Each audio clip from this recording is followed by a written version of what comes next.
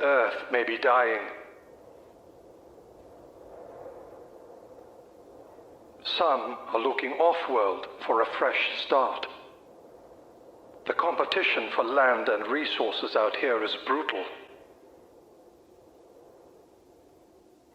In this winner-take-all environment, people are doing anything to succeed. You need to stake your claim, earn your place, and do your best to save humankind's future. We'll meet again. We'll love again. Under the sky. Under the rain. We'll fly.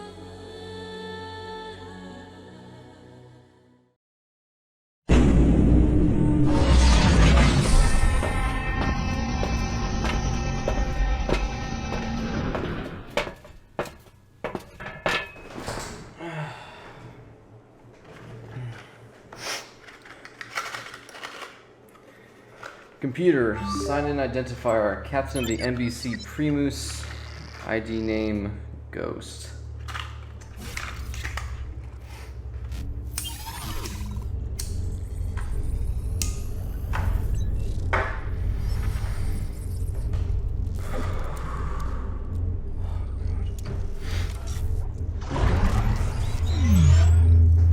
Begin recording file title Captain's Log number 2 for consistency. All current entries under this title. Label everything under this until further notice. Well, we made first contact with the crew of the newly christened MVC Secundus. So there's a total of 4 of them. You have captain of the ship, Rachel Cannonball Cameron. You have weapons and shield specialist, Jessica the Beast Least. And their navigation's pilot and engineer, Sarah Southern Mirabella. And then they have this, they call him the chatterbox of the crew, I guess. They call him the talker. Did I ever get his name? Oh well, whatever. The ship looks good. We were able to get on board, do a full inspection. From initial scans, we found that they obviously have the gun, shields, and then of course the FTL drive. They had a self-user, which was actually quite surprising and pleasant to see. Might be able to get a weapons or machine shop going in there sometime to potentially produce some additional weapons, both for the crew and for potential exports. We'll have to see. I could swear the crew was almost in like a better mood. I don't know, their layout was incredible. They had the beds were sectioned off, and everything was really actually. Hey, Frog. Hey, idea. Can you start writing up one of those plans for the new ship designs? Yeah. Separate from everything, but like better. No, like way from the airlock. Yeah. No, move the arcade machines away from the mining pods. Yes. No, exactly. We need... Yes, away from the mining pods. We don't need to be eating next to the airlock. That's not safe. There's probably some, asteroid survey law about that, right? Just come back. Whatever. Sorry about that. I just got carried away there with ship designs. It's just, I don't know. It's been nice to kind of see the ship kind of grow and in both size and kind of utility as we've kind of moved forward. So things are going very, very well. It's quite nice to see. We've managed to kind of keep on positive terms with most of the factions, excuse me. Crew's doing much better. No one's tried to kill each other yet, which is quite surprising, as I was 95% confident Des would have murdered Dog at this point. But hey, I guess, even in the post-apocalypse world that we live in, there's miracles every single day, right? Yes, the factions have really been, I don't know, they haven't been too much of an issue. We've tried to make some minor contact, done some initial trading, and really haven't had too many issues. does anyone even care that we're out here? Like, they just kind of, they acknowledge us, right? They'll trade and everything, but nothing weird or strange, you know? Oh, by the way, it's day 33. We made it a whole month out here. I'm gonna add actually an extra round of food rations for the crew as like a celebration. Now, obviously, with the thing with Frog, now we're gonna be working on it extra hard, but they don't need to know that, so it's fine. But hey, here's to day 33. And log. God, is this even on? Oh shit. Day 40. We found another derelict today. Wasn't pure, shocker, I know, but we found someone. The data log says that his name was, he was the head cook, Cavignard Prowler. Man, if you ever get a, I'll attach his data log to this message, but oh my god, that poor bastard. So, the ship. Do we even have the ship name? Nope. Okay, who cares? Ship. The poor chef was making breakfast for the crew. Crew of 8 people, and wanted to make some toast, make some bread. Warm it up, serve it on a dish. No big deal. The ship short-circuited and then popped. Now, what I mean by pop is essentially there was an electromagnetic current that went through the entire ship and blew out an entire section of the ship. That's what I mean by pop, as in the bubble that the crew is able to survive in burst. And, well, head chef Cavignard and the rest of the crew were basically jettisoned out into space. Cavignard got kind of lucky, though, slick little devil. He actually managed to get into one of the hyperspace chambers, which, by the way, I don't think any of our crew has ever been in one. Like, we've never actually, we've never built one. I don't know if... Do we need one of those? No one's really shown any signs of hyperspace sickness. We'll save it for another day. Don't worry about it. So, the poor guy popped the whole ship and jettisoned everyone out. Turns out we end up rolling up on their derelict ship. I find his log, and turns out he got into the hypersleep chamber. Damn, these recordings are difficult to do sometimes. But the pod ran out of air and energy about 15 days ago. So, poor guy killed everyone over making bread. Well, toast, really, so. Here's to you, Cavignard. We looted your ship, scrapped it down, and left absolutely no trace, so no one will ever know what happened to you. May whatever god you believe in find space for you up there. And log. Begin recording day 47. We just managed a whole month out here, right? And you know what happens when you get excited for things out in the galaxy of the endless void? That's right, the void turns around and goes, you thought we were done with you. They weren't.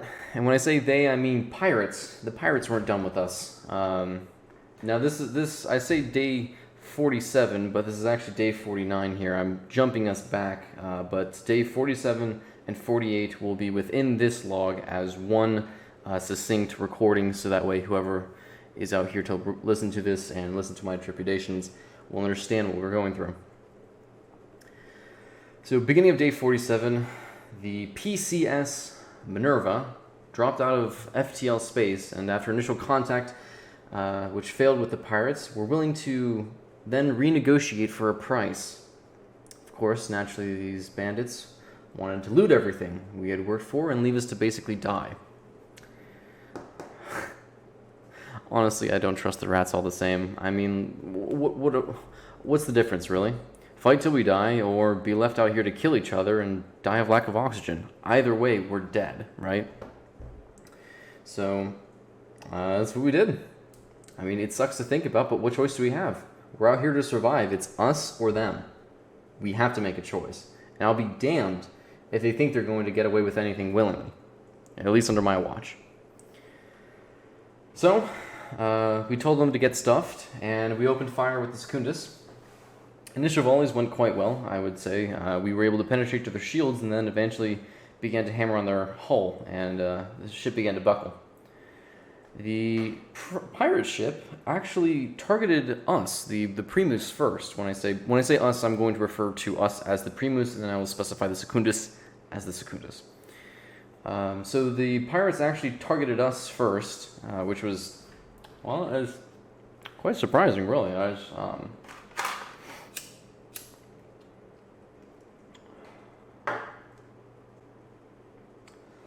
was quite surprising since the Secundus, I mean, in comparison, right, we're a larger ship, and naturally being a larger ship, we have a much sturdier hull, not only through the hull stabilizers, but just general girth, right?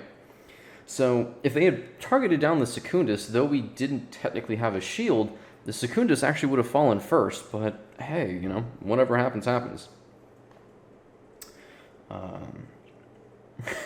So after the probably 30-45 seconds of volley between the two, the pirate ship actually really started to show some signs of weakness. There was some initial fires on the ship that was visible, at least from our infrared scans. The whole thing was basically lighting up like a giant Fiesta cocktail waiting to pop. You know, this old girl, she might not have a bunch to kick with, but man, this mule can take one hell of a beating before she bucks. So once we broke the shields, Cannonball Cameron suggested that we actually just raid them, as in we use our overwhelming force to go on to their ships and try and kind of force them to stand down with their guns and, you know, simply overwhelm them. While I think this is a good idea, you know, I don't really know what the Secundus has gone through, but the Primus definitely hasn't. We have a scientist, a communications officer, and a navigations pilot, and then me. Lord knows, as soon as I would step onto that ship, one right between the eyes, and that'd be the end of me, and I'm not about to do that. I'm not a coward, but I'm a smart man. At least I like to think I am. I know my chances, and I know my odds. I am not going to live through that. So, after a little bit of considered deliberation, well, we came up with an alternative method. If there's a God out there, he's definitely going to send me to hell for what I did. Now, remember when I told you in my previous logs how there's the bare essentials for both the ship and the crew to survive? For the ship, you have your Hyperium and your Ingarium for the energy and the hyperfuel. And for your crew, you need food, water, and oxygen. Well, we had destroyed their ship. It was basically parked about 15 miles away from ours. We also put a couple extra rounds in their shuttle to make sure that they were not going to escape anywhere, either towards the planet that we were kind of orbiting or to one of who knows where, maybe just to try and escape. So all we had to do was wait. And that's what we did. We just waited for them. There's not much else to do, really. So, day 48 was more or less the same, minus the pirates in the equation. There was some Ingarium that needed mined, and then there was actually another derelict that we were planning to clear out that needed cleaning, and so that's what we did. You know, just kind of anything to really keep the crew off the pirates and what was going on. Now, just for kind of sake of clarity, I'm not a bad person. I'm not, of course I say that now, defending myself after basically leaving people to die of asphyxiation, but there is a methodology to the insanity. I do this not because I want to see these people suffer, but it's for the safety of my own crew. I'm a person of principle and utilitarian. The ship, if it can be used, we will use it. Our food, our materials, we will use it all. Our crew, Lord knows, as I've said, I will work this crew to the bone. I will feed them and treat them right. And as soon as you fuck with my crew, god damn, I will kill you. So we're going to take care of them. We're going to take care of them right. there was we'd been contacted before with by the Borg. What are they called? The Android Collective. There we go. They'd always made specific requests for more more organic protein. Not the artificial, not the the bug bits that you get from after you've cleaned out a derelict, but a more from Earth touch, if you will. And we'd actually not gotten this once, but twice. These extremely bizarre and weird requests, not only from the Android Collective, but also those freaks from the new cultists. Get this, they're cannibals. At least the ones we talk to. They're always going on about, there's no other Earth. There's one true. There's only one. They don't grow their own artificial meats like we do. And that's how they keep themselves going. I knew there was a reason why those little beady boogers always look so weird. They are malnourished because they're eating people. So, an eye for an eye and a little toughing up is how I'm trying to pitch this. Again, we've been going through the derelict. We spent day 48, and we're now on day 49, and the crew is currently over at the pirates' ship. Well, myself included at the time. We took the bodies on, and we brought them over. We tried to make it quick. I mandated that everyone, at least every single person, has done it at least once. It's not fair if one person carries the burden. Every single crew member had to, at least for one pirate. It was a 1-for-1 deal, and that's what we did. It doesn't matter anymore. What's done is done. We have everything stored in cold storage to avoid the smell, and I've mandated that everyone at least does what they have to do. And that brings us to today. We're on day 50, and I don't know if we're the same anymore. End log.